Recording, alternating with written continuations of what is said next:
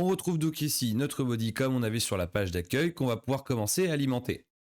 Premièrement, on va commencer par ajouter les éléments qui sont récurrents sur l'ensemble des pages du site, à savoir la navbar, la barre de navigation, et le footer. On pourrait aller directement sur la page d'accueil, récupérer la navbar, faire une copie, aller dans la page propriété et faire un CTRL-V pour coller automatiquement notre navbar. Le problème en faisant ça, c'est que si on en vient à modifier la navbar sur une des pages, que ce soit une des pages propriétés ou la page d'accueil, par exemple, si demain le client nous dit je veux juste afficher le logo et plus le titre du logo, donc on l'enlève. Si on se rend sur la page propriété, on verra que le changement ne s'est pas répercuté, car les deux éléments sont considérés comme des éléments distincts et ne sont pas synchronisés. Dans notre cas de figure, on aimerait que la navbar, peu importe où elle soit modifiée, reste toujours la même, étant donné qu'elle est commune à toutes les pages.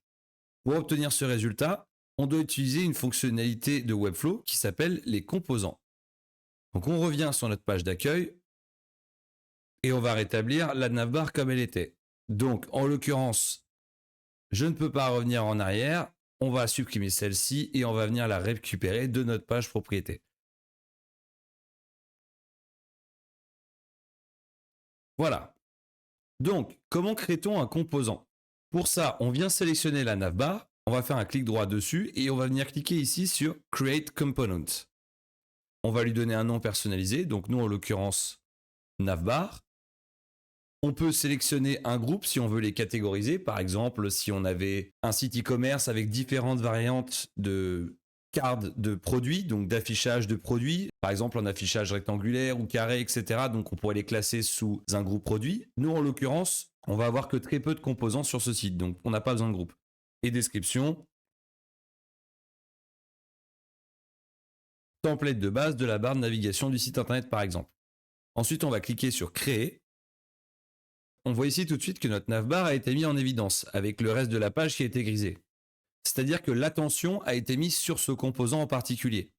Ici, dans le navigateur à gauche, on voit qu'on n'a que la navbar et les éléments enfants de cette navbar. C'est parce qu'en fait, quand on va dans le navigateur général, donc par exemple, en l'occurrence, on revient en arrière ici ou on clique à l'extérieur, on voit qu'elle a été changée en un élément complet navbar et qu'on ne peut pas le déplier à l'image des autres sections. Comme on a créé un composant, il faut donc rentrer à l'intérieur de ce composant en double-cliquant pour avoir accès aux différents éléments qui la composent. Lorsqu'on arrive sur le menu de gauche, on voit qu'on a bien navbar, notre composant qui a été créé, et il y a une instance d'active. C'est-à-dire que ce composant a été utilisé pour l'instant une fois. À partir du moment où on va l'ajouter sur la page propriété, dans un instant, il y aura marqué 2 instances, puis la page contact, 3 instances, etc., etc., etc. Donc, rendons-nous sur la page propriété pour l'ajouter. Ici, on retrouve la navbar qu'on a copié-collé juste avant, donc qui n'est pas synchronisée. On va la supprimer et on va venir ajouter notre navbar qui est sous forme de composant. On vient la chercher dans la partie composant, on la prend et on vient tout simplement l'insérer ici dans le body. Et on a donc notre navbar sur notre page propriété. Étant donné que c'est un composant et que nous avons désormais 2 instances, lorsque nous effectuerons une modification sur l'une, la modification se répercutera sur l'autre, à la différence du copier-coller qu'on a vu tout à l'heure. Maintenant, on va reproduire la même chose pour notre footer. Donc, on retourne sur la page d'accueil. On va chercher notre footer, ici.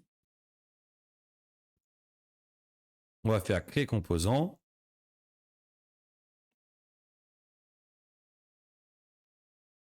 On retourne sur notre page propriété. Et on vient insérer donc ce footer.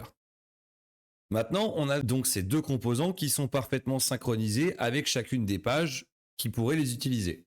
Par contre, ici, on a un petit problème. On a le footer qui vient se coller directement à notre barre de navigation. Mais pas d'inquiétude, je vous montrerai dans la prochaine vidéo comment on fait pour l'avoir systématiquement en bas. Pour finir sur la partie des composants, comme je vous expliquais, les composants sont synchronisés entre eux. Lorsqu'on fait un changement sur l'un, il se répercutera sur l'autre. Mais comment on peut faire si on a besoin du même contenu à 90%, mais qu'on a besoin de changer que certaines informations, comme par exemple juste un texte? mais qu'on souhaite quand même bénéficier de la synchronisation si demain on est amené à modifier le composant et qu'on n'a pas envie de le recopier-coller un peu partout. Pour ça, on a les propriétés des composants.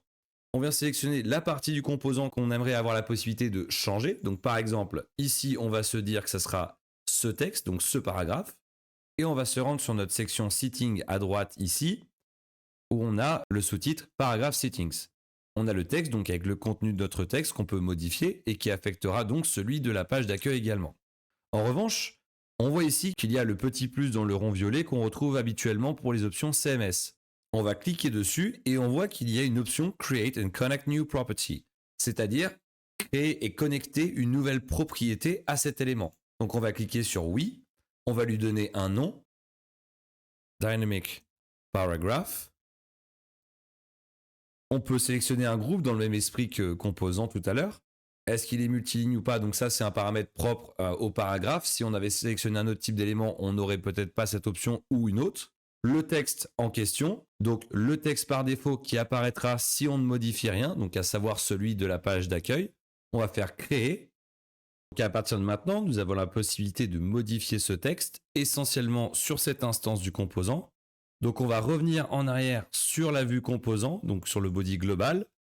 On va aller sur notre footer et on voit ici automatiquement que le champ qui peut être modifié s'affiche sur la droite. Donc en l'occurrence, donc notre dynamique paragraphe. On va venir le changer. On valide. Donc le texte a bien changé sur cette instance de footer. Si par contre on retourne sur la page d'accueil, on voit que c'est toujours le texte par défaut qui s'affiche. C'est donc une fonctionnalité très pratique quand on a besoin de modifier juste une ou deux, trois parties d'un composant global assez complexe, tout en continuant à bénéficier de l'interconnexion entre les deux. Donc si demain on venait à changer le background du footer par exemple, Dark Yellow pour l'exemple, on retourne sur la page propriété, on voit que le footer est bien en Dark Yellow, mais toujours avec le texte propre à cette instance. Donc c'est un exemple assez simple, mais on peut pousser la chose vraiment plus loin et réutiliser des composants encore et encore et continuer à les personnaliser sans avoir à changer beaucoup de choses sur le site lorsqu'on décide de changer sa charte graphique, les polices ou autres par exemple. Voilà pour les composants, je vais réinitialiser tout ça et on va pouvoir commencer la création de la section Hero de la page propriété.